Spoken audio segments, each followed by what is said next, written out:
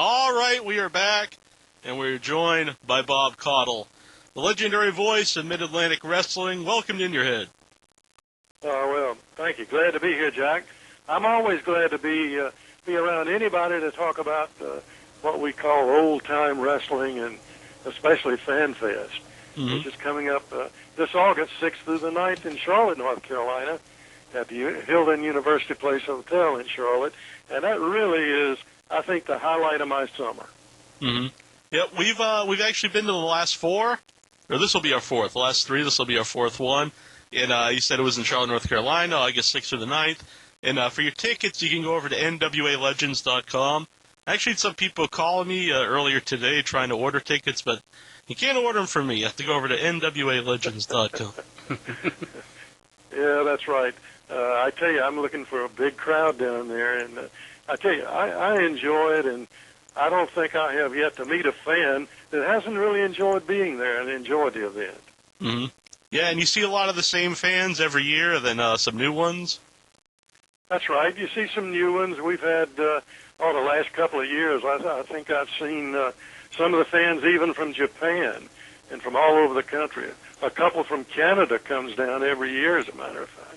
Mm-hmm. So it's a big event. And I tell you, Greg Price in Charlotte, I know that there are probably other fan fests around the country, but I don't think there's one that could possibly top what Greg does. He just does an outstanding job. And he's been doing them for, a long time now. That's right. This is our 8th one, as a matter of fact. Yeah, 8 times. So you know that it's, when something's been around that long, you're going to get your money's worth, and, it's not any type of scam, because there were a few that weren't on the up and up a few years ago, but this one is. Yeah, that's right. Greg always does a great job. And I tell you, this year he's got some folks coming in that I haven't seen in a long time, and I know the fans would really enjoy meeting them, getting their autographs, and talking with them. One of them is Blackjack Mulligan, and I haven't seen Blackjack in a long time. Now, you actually have a quote in Blackjack's book. You were saying that he was like a big ribber during they played practical jokes during the promo tapings. Oh, yeah, he always did. You had to be careful with Blackjack. You didn't know what he was going to do to you. Does anything stick out in your mind? Did he do stuff to you or to like the other wrestlers, or both? He mostly did it to the other wrestlers. They were always, they had an eye on him most always to be sure they knew where he was and what he might be doing.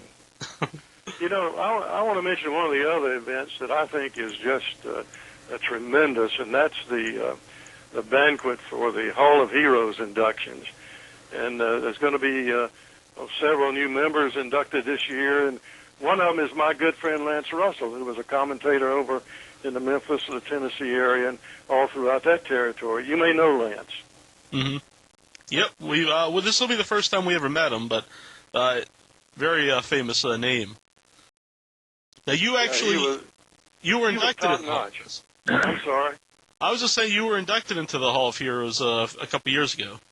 Yeah, that was, I think, the first one, and the first one they had, and I don't know why that was, but it was a real honor for me because, when something like that happens to you, that from your peers and the people that you worked with and the people that knew you, it's really something sort of special to you. Mm-hmm. We should get a couple callers here in the line. Let's get to them real quick. John. Hello? Hello.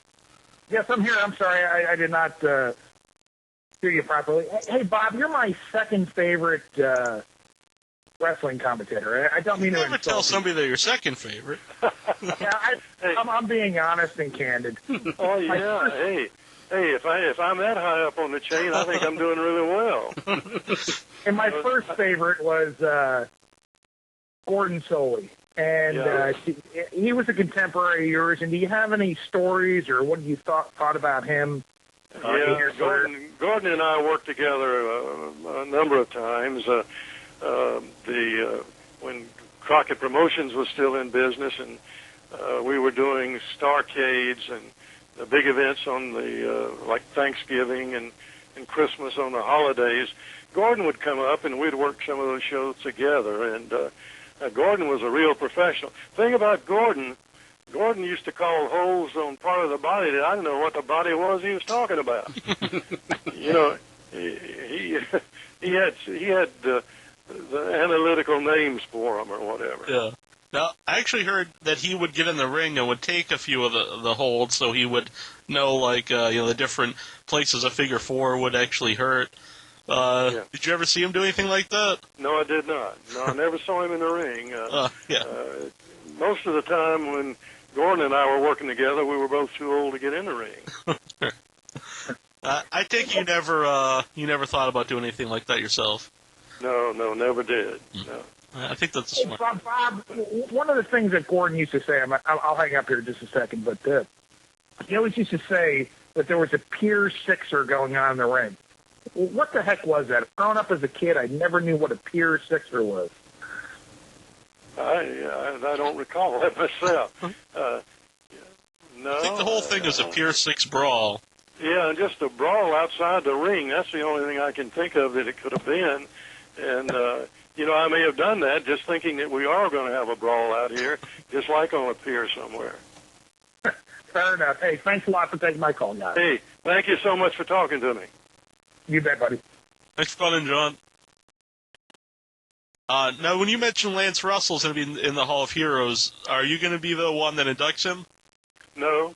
Lance is a close friend of mine, and I'm really looking forward to seeing him and his wife. But I tell you, I think a guy that he worked with out of Memphis for 20-some years, and I can't think of that guy's name, but he'll be the one that I think that inducts Lance. He worked with Lance so long. Dave Brown? Yeah, you got it. That's who it is. Now, you said you're friends with Lance. Did you work with him very often?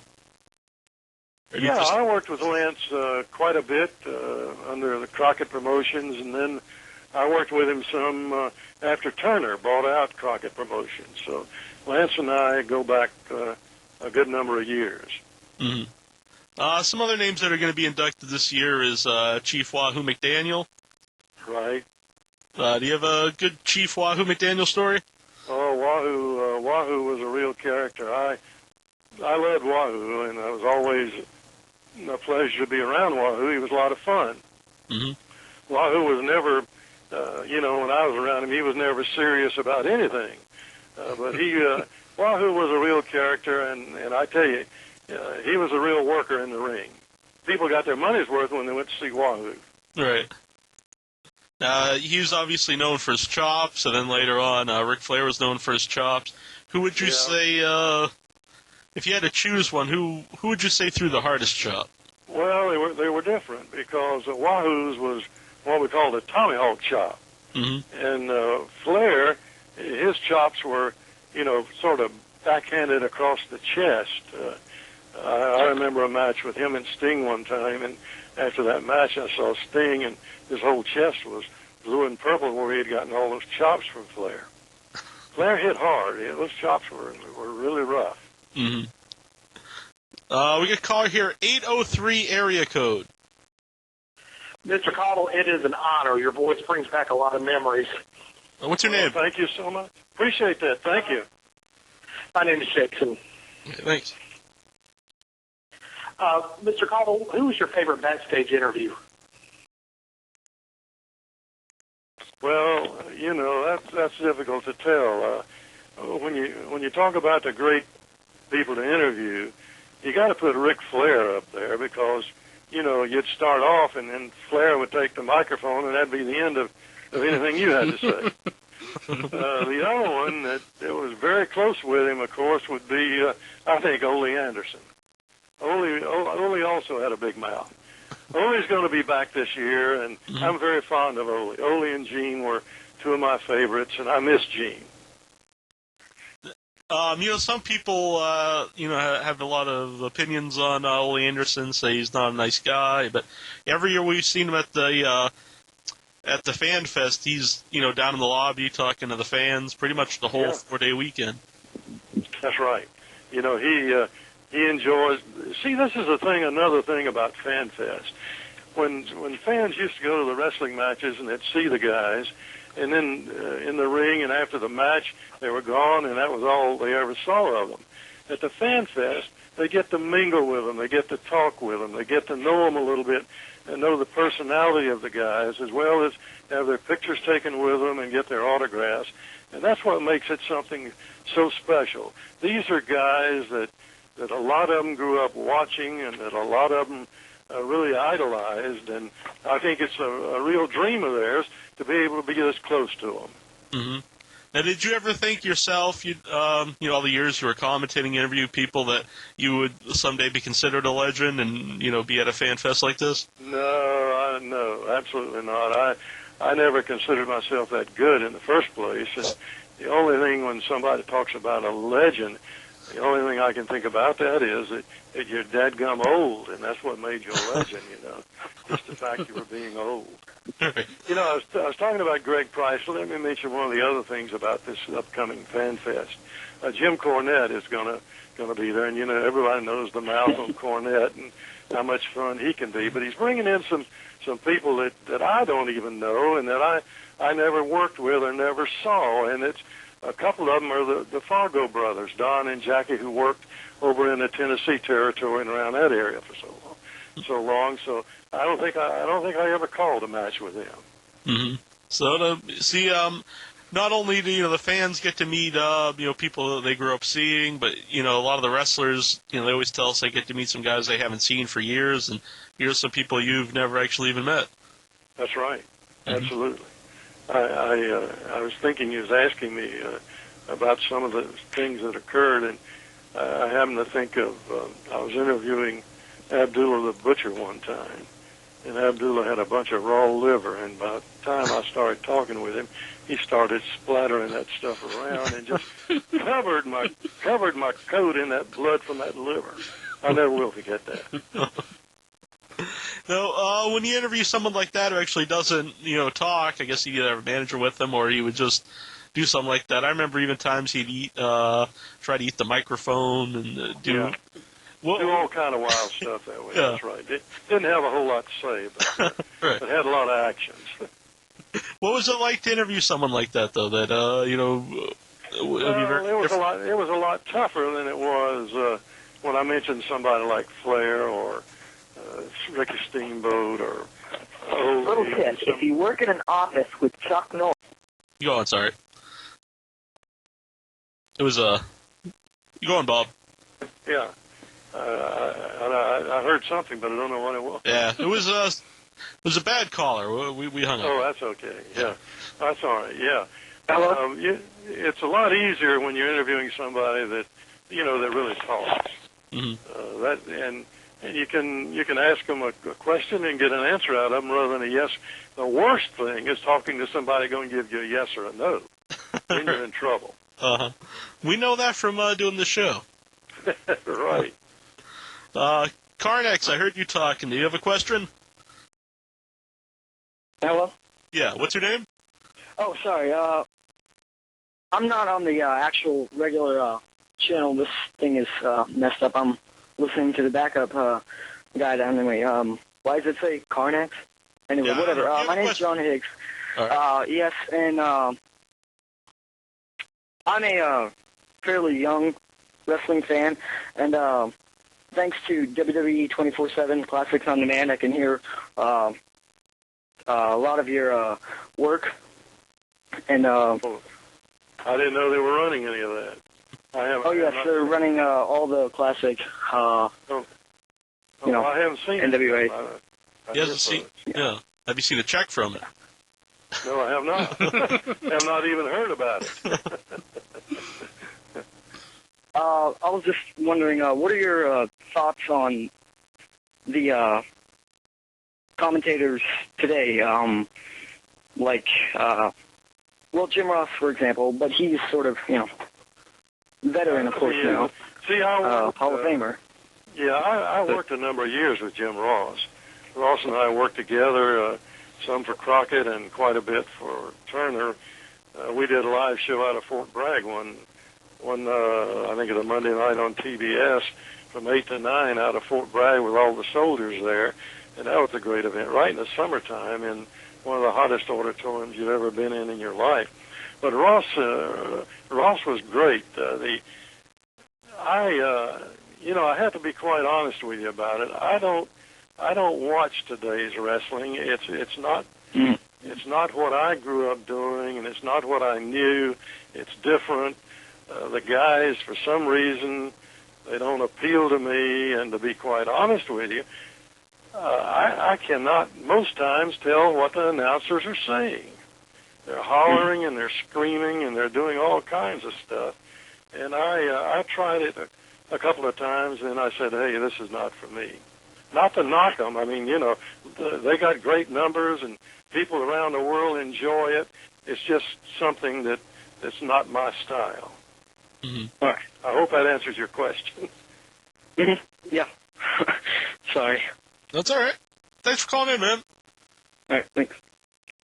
Now that you know, though, are you happy to know that maybe a new generation of fans are getting to see some of your work and some of your people? I wish I knew where it was. I'd like to see if I could pick up some of it.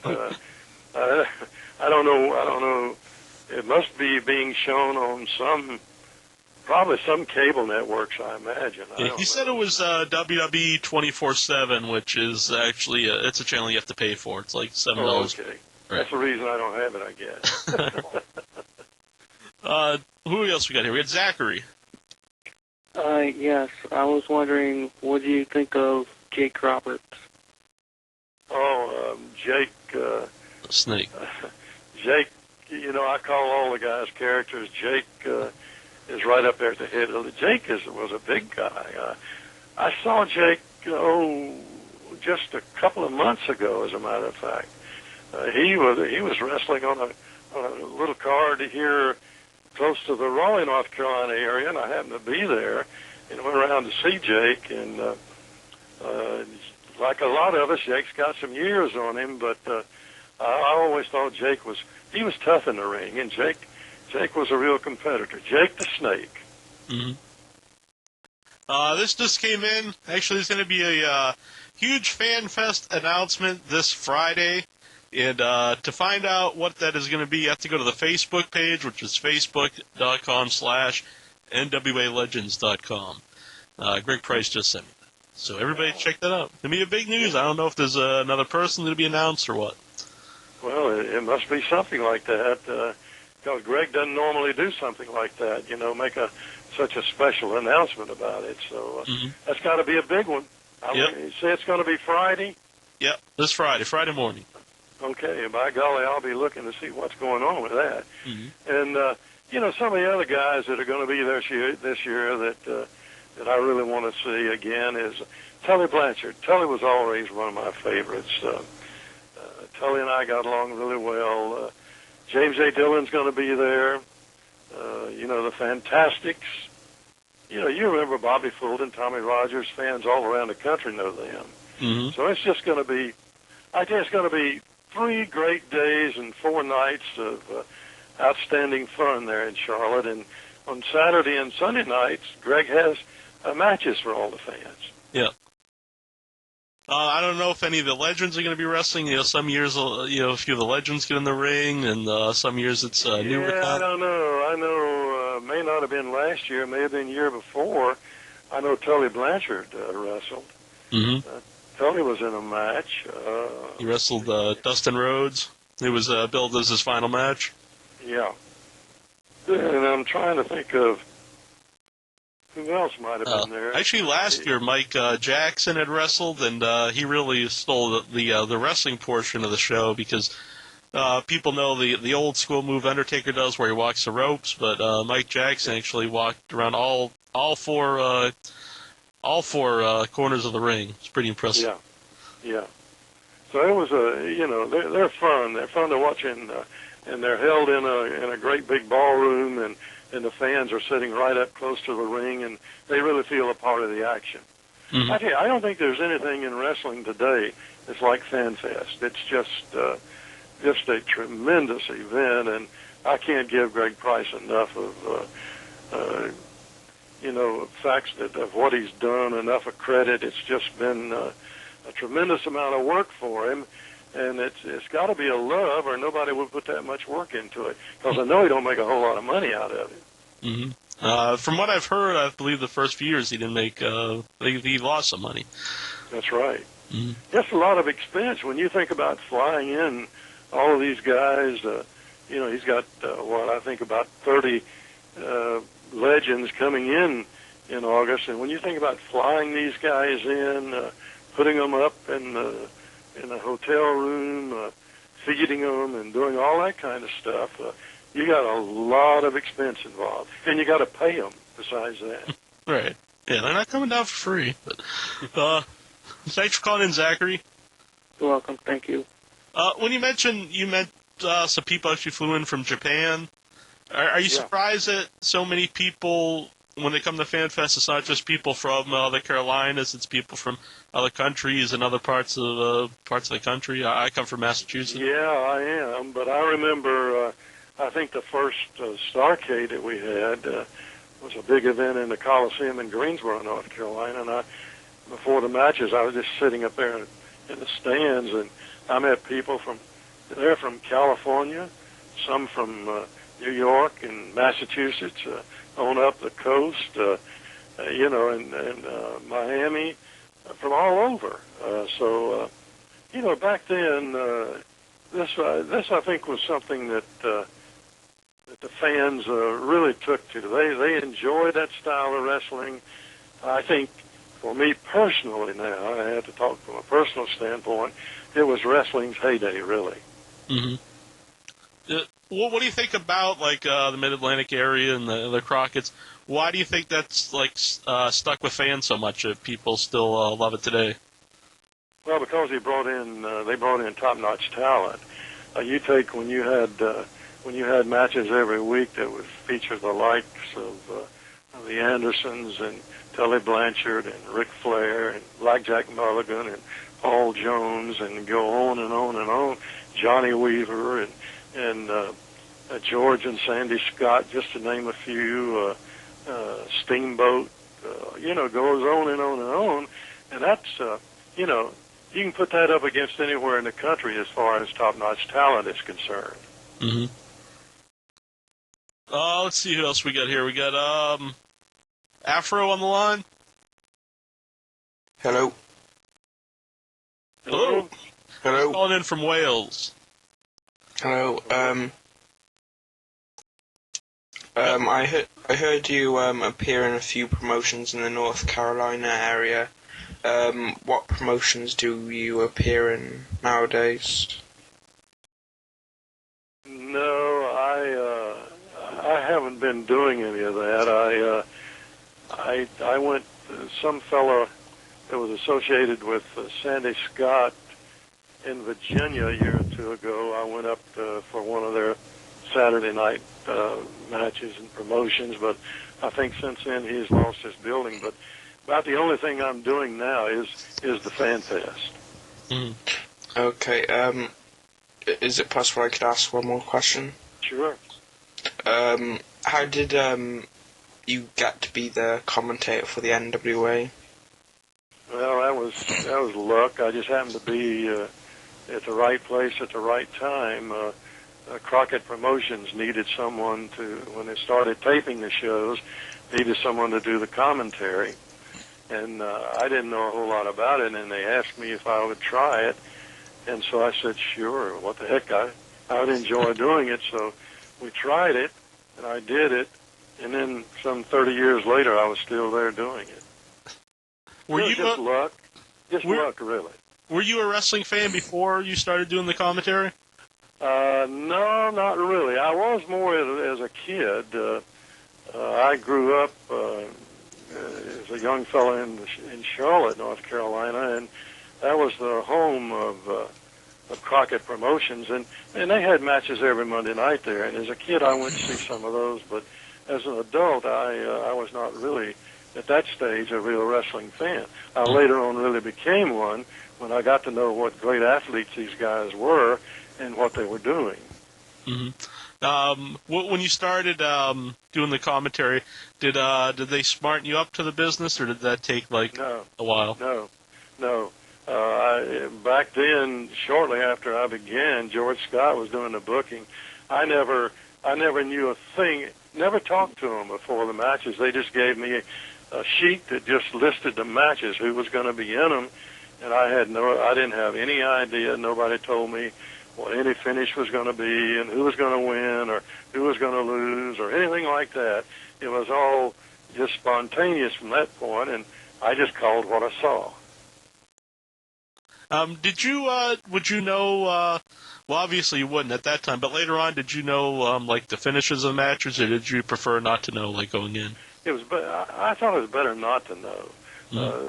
But, you know, sometimes I might be in the dressing room and I might hear it or I might know what was going on, but it was something that I wasn't really anxious to find out before the matches occurred. So it never did really occur to me to really, you know, make an effort to really find out about this. Yeah. Did any of the wrestlers treat you as an outsider when you first started doing the commentary? No, and that was a wonderful thing about it, and that's why all of them I consider now to be great friends. They were all so good to me, and they helped me along the way as far as what was going on. They'd let me know what their favorite hole was going to be, or if they had a finishing hole, they might tell me what that was and give me the name of that. But they were all, I can't think of anybody that was really not friendly. Mm-hmm. Thanks for calling in, Afro. Let everybody know you go to NWALegends.com to get your tickets to the Fan Fest. It's going to be August 6th through the 9th in Charlotte, North Carolina. And also this Friday, there's going to be a very big announcement on their MySpace page. MySpace and I think it's Facebook. You can check out both. But search... I'll have to check that out and see what's going on. Definitely. Now, we have a caller here that I know is actually going to be at the Fan Fest, and that's Spec-Son. Hello, Jack. Hello, Bob. It's great to be with y'all today. Hi. Hello. I have a couple of questions for you, Bob. Sure. First of all, I'm from one of the old Jim Crockett Promotions stomping grounds of Spartanburg, South Carolina, and I just wanted to I love Spartanburg. Yes. We had great matches in Spartanburg. Thank you. Yeah, that's going to lead to one of the questions I wanted to ask you is, what are some of your fondest memories of performing at the Spartanburg Memorial Auditorium? Well, you know, we went there, I guess at least once a month. Maybe sometimes more often than that, I'm not sure, but you know, we always had good crowds. The Spartanburg fans, I think, were some of the finest wrestling fans around anywhere. And they really got into the matches. They were loud. They really pulled for their favorites, or booed the guys they didn't like. And, you know, they were a great group of fans. Matter of fact, several years ago,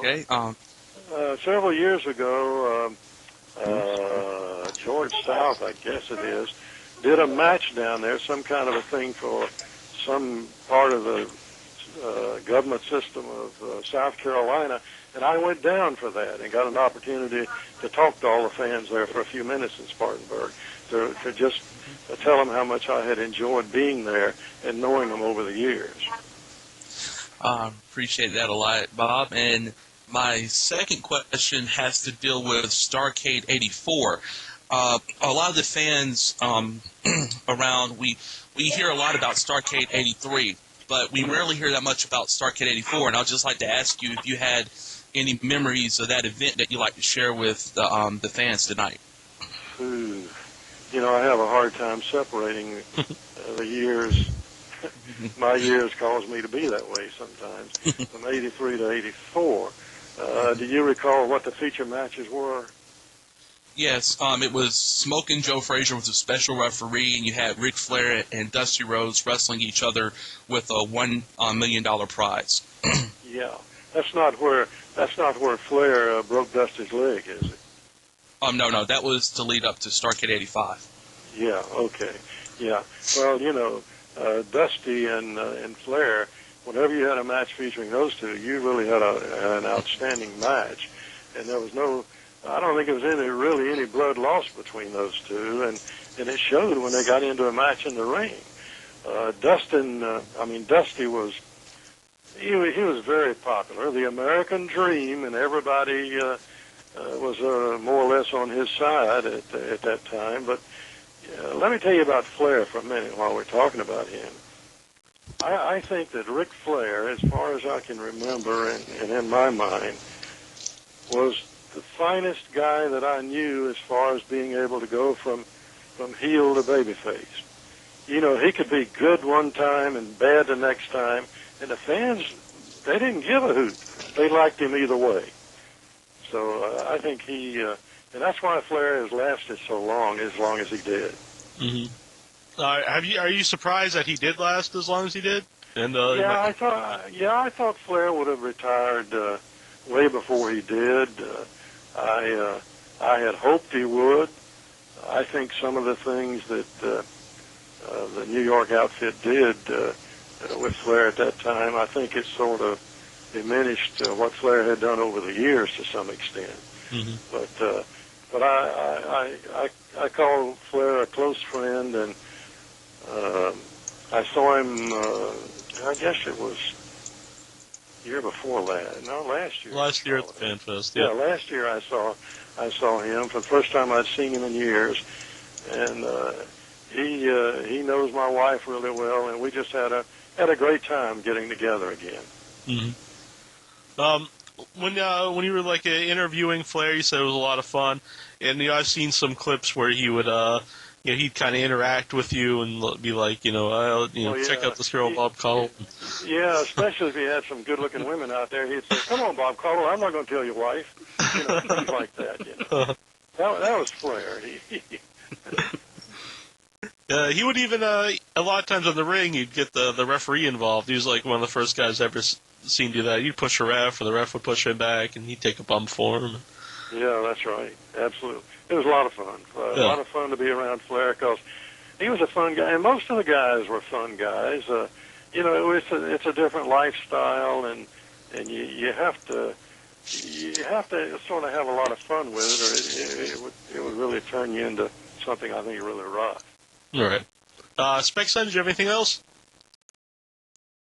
That's pretty much it. It was just a great pleasure to talk with you, Bob, and I look forward to seeing you next month. Oh, thank you. I'll look forward. Hey, come up to me and introduce yourself to me. I'd love to meet you. I definitely will do that. Okay, great. Good talking to you. I will definitely do that, Bob. And I'd like for all of you too. Jack, I'd like for all the fans to do that, to come to Fan Fest. Mm-hmm. I like to meet as many of them as possible. I've signed an untold number of autographs for them. Why they want that, I don't know. But, it's great meeting them and talking to them. And I have guys and women and come up and say, they grew up watching and listening to me. And, that makes me feel pretty good about that, to know that we did something that the fans like that much. Mm-hmm. Are you ever surprised that people remember so many angles and matches, and maybe they remember more stuff than you do yourself? Yeah, they remember more of them than I do. See, we had so many.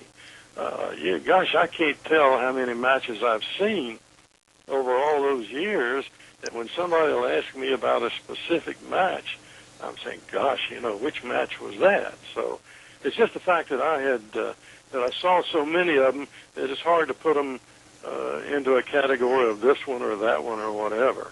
Mm-hmm. We got Kev on the line. Hey, how's it going? Fine. How are you? Doing fantastic. Great to have the opportunity to call in and talk to you. Just a quick question. Just a quick question, I guess, and maybe it's already been answered. I just got home. But after being in the studio all those years, what was the most interesting thing you saw from the audience, as far as a reaction or incidents or whatever that you can remember? Well, yeah, I guess, I don't know. I know one time we were taping in the studio, and we had a guy, I believe the Russian was wrestling, and I can't remember who he was wrestling against. But anyway, this guy jumped up in the ring and started going at him, and he didn't last but just about 5 seconds, and he was carried out of there in a hurry. I know on several occasions you'd be at matches in some of the arenas in front row. It was so amazing. It looked like somebody's grandma would be there with a handbag, and the next thing you know, she'd be up there at the ring trying to bop somebody in the head with her handbag. Yeah, I was in the Asheville Civic Center one time, and I think it was a Steamboat was wrestling Sergeant Slaughter, or somewhere, and then Wahoo was on the card too, and one guy I was with got popped with a purse by an old woman, first aid and something, but I mean, I was like 8, 9, it was still hilarious. Yeah, I saw Slaughter. Sergeant Slaughter was at FanFest, I think, 2 years ago. Mm-hmm. It was great to see him again. Yeah. Who would you say, what wrestler, would draw the most heat from the fans, where the fans would actually want to, attack him? Let me think about that for a second to see. Well, in their prime, when they were really in their prime, I think probably the Andersons could get as much heat as anybody at that time. Then there were others, of course, big. Koloff's did. Yeah, Koloff could get a lot of heat. Johnny Valentine, before he was seriously injured in a plane crash, he could get a lot of heat. Greg could too. Well, a lot of the heels, and another one you got to put up there, I'll tell you, he could stir up a crowd as good as anybody, is Jim Cornette. Yep. Cornette can get a lot of heat. And then probably the fans would feel more comfortable attacking Cornette since he wasn't, That's right. as If big. he didn't have that tennis racket with him. Right. Now Cornette's going to be there, and you actually worked for Cornette in Smoky Mountain Wrestling. That's right. Do you still talk to Cornette besides at the Fan Fest? Oh yeah, no. I haven't seen him. Since he was at Fan Fest. I think it was 2 years ago. 2 years ago. Mm-hmm. Saw him there then. I'm looking forward to seeing him again this year. He's gonna host the Hall of Heroes banquet dinner on Friday night at Fan Fest this year, and Cornette does a fantastic job with this. Anybody that's ever seen Cornette, ever watched him in anything, knows that he never lacks for words. Mm-hmm. He's man, and you could tell he's still a wrestling fan because every year at the Fan Fest, he usually he's buying as much stuff as most of the fans there. Yeah. Cornette's one of the, and I say this in a nice way, one of the real characters. Another one of my favorites that was a character, he's going to be there too, was big old Sir Oliver Humperdinck. Do you remember him? Yep. Yeah. Yep. He's I a look good forward guy. to seeing Humperdinck again. Mm-hmm. Actually, last year when we were talking to Humperdinck, someone came up behind me and pushed me out of the way, and I looked up, and here it was Scott Hall, and he was saying hi to Humperdinck. He didn't push me, knock me down or anything, but if you're going to get pushed out of the way, it's pretty impressive that it was Scott Hall. That's right. You're right. Thanks for calling in, Kev. Yep, thank you very much. And again, that's August 6th through the 9th, NWALegends.com. There's a link right on our website. You can click on it. Charlotte, North Carolina. We've gone over a lot of the names here. Let's see some other people's. Maniac Mark Lewin's will be the first time he's ever been at one of these events of any kind. Yeah, that's right. James J. Dillon's going to be back. I had mentioned mentioned the Fargo brothers. I have not met them. I look forward to that. Jimmy Hart's going to be there this year, and Jarrett. I don't think I've ever met Jarrett either. Never called one of his matches. Mark Lewin's going to be there. Bugsy McGraw. Oh, another one of my favorites, Magnum T.A.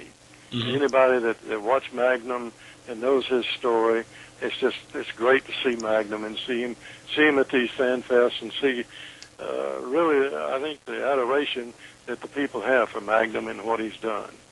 Magnum will actually be on this show next week too. It'll be his fourth appearance with us on In Your Head. Oh, great! Well, be sure and give Magnum my regards and tell him I look forward to seeing him. Definitely. Now you mentioned when he had his accident. Now, if that didn't happen, do you think he would have been NWA champion? Oh yeah, I'm sure he was. Magnum was he had a fantastic physique. Magnum was a good-sized guy. I don't know what Magnum weighed exactly, but he was a big fella. And not only that, he was a good-looking fella. He had that long hair, that long blonde hair. Wasn't as blonde as Flair's, but it was still a sort of blonde. But he had a great physique on him, and Magnum could wrestle. He could move around the ring.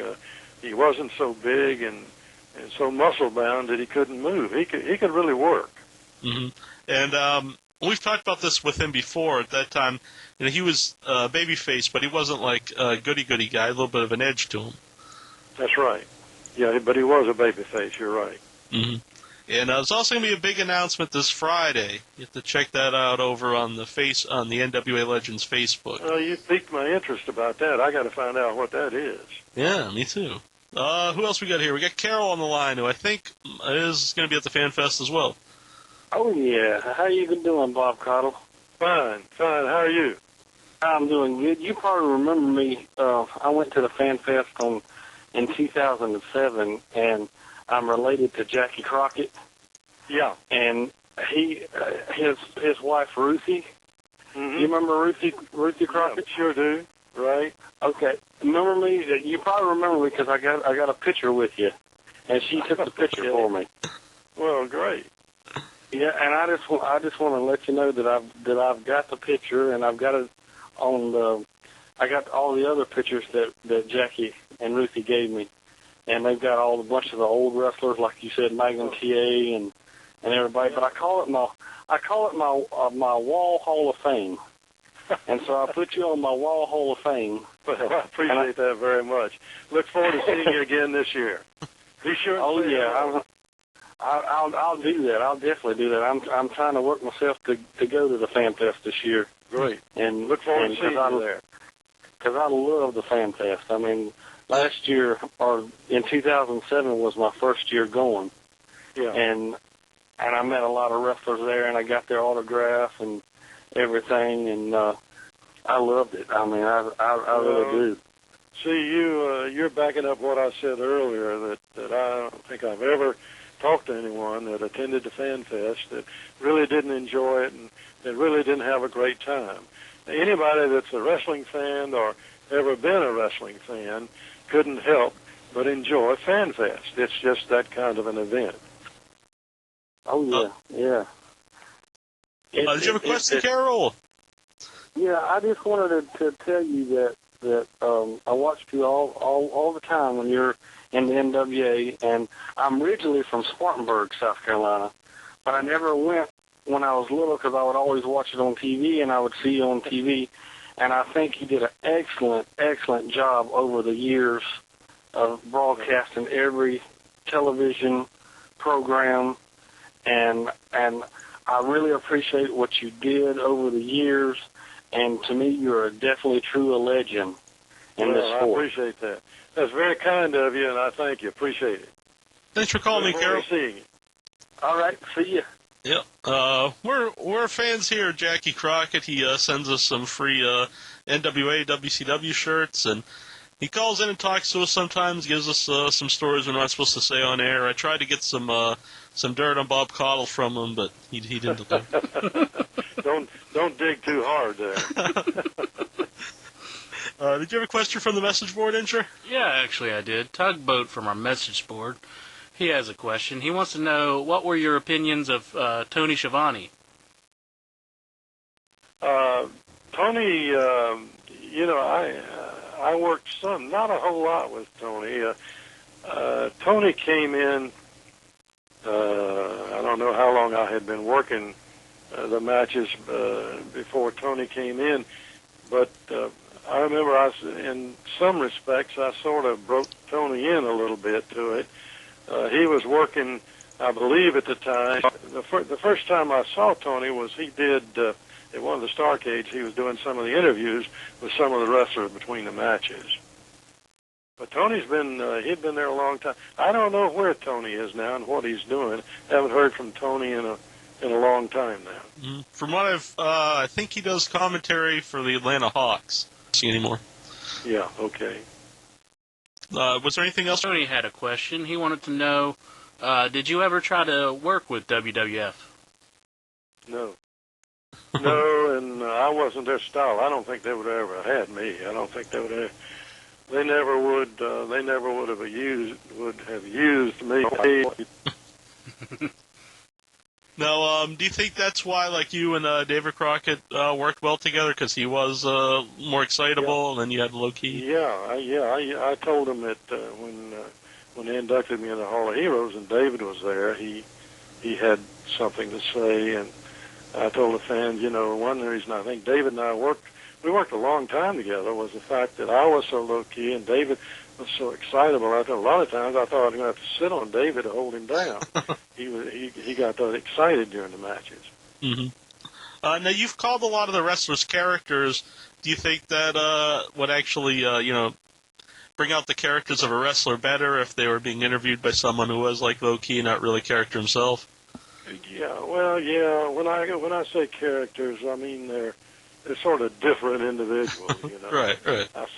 I sort of set them aside and put them in sort of a different category. And about the best name I can think of for them would be that they're a real character, and that can be very good. Mm-hmm. Right. I don't mean that necessarily in a disrespectful way. Yeah. Mm-hmm. Do you think it takes like a special character, special person to really make it in wrestling? Oh yeah. You gotta have. I tell you, you can have a lot of ability. Back then, you could have a lot of ability. You could do a lot of good work in the ring, but if you didn't have a mouth and you couldn't talk and you couldn't sell yourself with the interviews and couldn't sell yourself to the fans, couldn't build any heat through your talk, then you had a pretty rough time making it. Mm-hmm. Was there anybody in? I don't want you to just point anybody out, but was there anybody you thought really had like a lot of ability, like you said, but was just missing like the charisma or the promo ability that you thought should have been bigger than they were? Well, I'm crazy about this guy. I never thought I did a good interview with Paul Jones for some reason, and that may have been my fault more than Paul's. I'm not sure. And then there were other guys, at the beginning. I remember one guy like Big Tony Atlas. I don't know whether you know Tony or not. Yeah. Mm-hmm. Seen Tony Him on the show many times. Yep. Yeah, and now he bubbles over. But when he first started out, he was that way, a little hard to talk to and a little hard to interview. And then you think about guys like Abdullah, Root Bernard, and Skull Murphy. Well, Bernard never talked at all. He just grunted. And but all in all, I think most of them handled themselves really well. Mm-hmm. Well, let everybody know again, August 6th to the 9th at the Hilton University Place Hotel in Charlotte, North Carolina. I think if you want to get your rooms booked at the hotel, if they're booked out there, I think Rick Price is offering a discounted rate at a hotel across the street. Right across the road. There's another one that he's got. He's got rooms there, and I believe I saw on his website one day that they could have the rooms there for like $89 a night. I believe it was, which is a good deal. Yeah, that's a very good deal. It's right across the street from where FanFest is being held. Right, because one year I was a little late booking the rooms, and they're like almost $200 a night if you don't get the discount. So it's good. Getting that discount's a big advantage. Sure is. So get your tickets ahead of time and book your rooms. Definitely. We're looking for a big crowd, and I'm looking to meet all the fans, have an opportunity to talk to them, to sign autographs if anybody wants one, or they wants to take a picture. I think Lance and I are going to probably be having our pictures made together or something like that, and we'll sign them for fans. And I enjoy. The biggest thing about FanFest is the fans. they come because of the wrestlers and the legends that are there, but the fans are what really make FanFest. That's the thing that's really exciting and something that I really enjoy. Mm-hmm. And again, that's NWALegends.com, and we want to thank you for coming on tonight.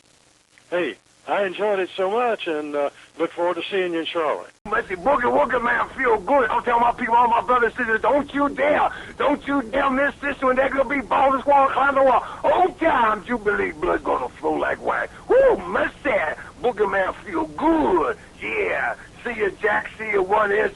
And Bobby, I love you, brother. God bless everybody.